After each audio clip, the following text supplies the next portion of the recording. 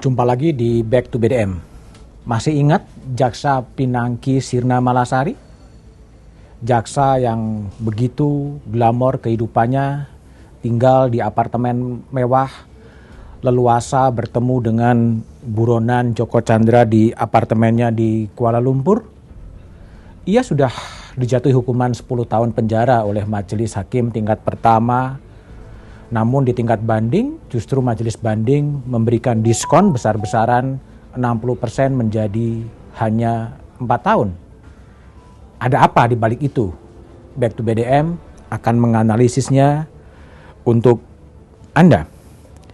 Jaksa Pinangki adalah jaksa penuh misteri. Ia bukan jaksa eksekutor, ia bukan jaksa yang kelas tinggi, tapi ia punya keleluasaan untuk bergerak, termasuk bertemu dengan buronan kasus korupsi Joko Chandra di Kuala Lumpur.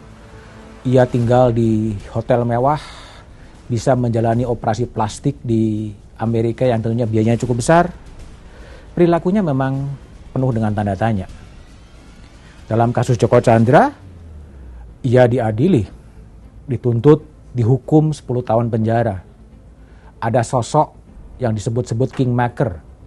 Namun jaksa Pinangki tidak pernah mau membuka siapa yang disebut dengan kingmaker.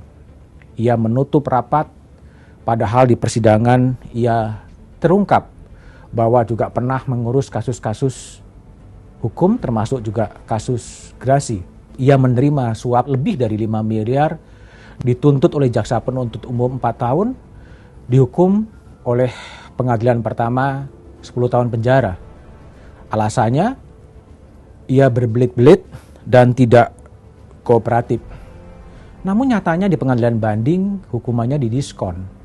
Diskonnya tidak tanggung-tanggung 60% menjadi 4 tahun penjara. Inilah sebetulnya yang menarik. Pinangki adalah seorang jaksa. Jaksa adalah penyelenggara negara. Jaksa adalah penegakan hukum.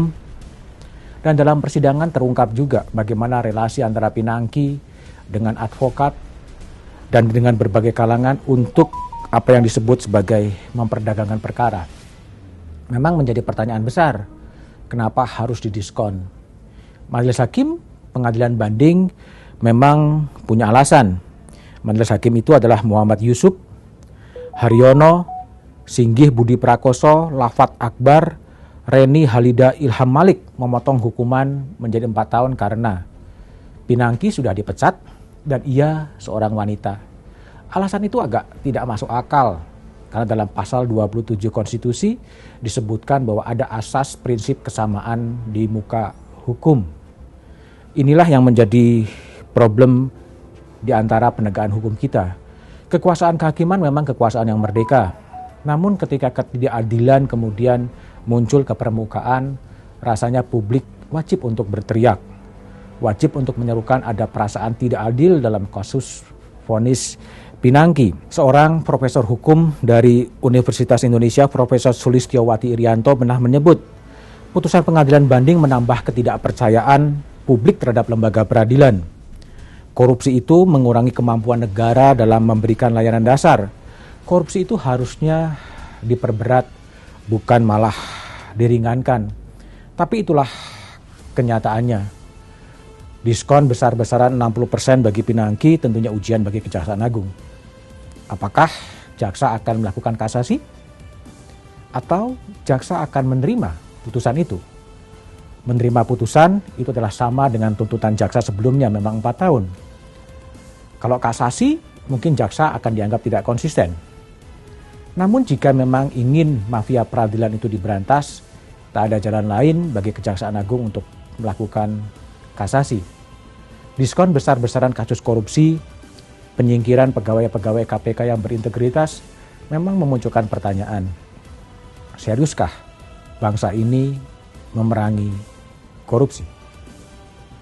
Namun, apapun yang terjadi, marilah kita tetap berpikir konstruktif untuk berkontribusi menjadikan Indonesia lebih baik.